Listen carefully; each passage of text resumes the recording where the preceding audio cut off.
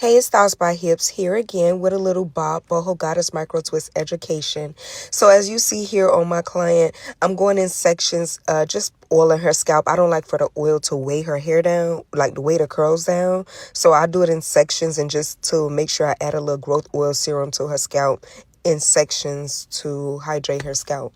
Anyways, I'm always asked, is this service permanent? No, micro twist is not permanent. Now, if I do use this service is with braiding hair and human hair. The human hair is what's left out. My micro locks, that's what is locked. I use a completely different textured hair for that service. These are not permanent. These are recommended to last anywhere between 12 to 16 weeks with proper maintenance. Human hair is incorporated. That's the small curls you see hanging out there.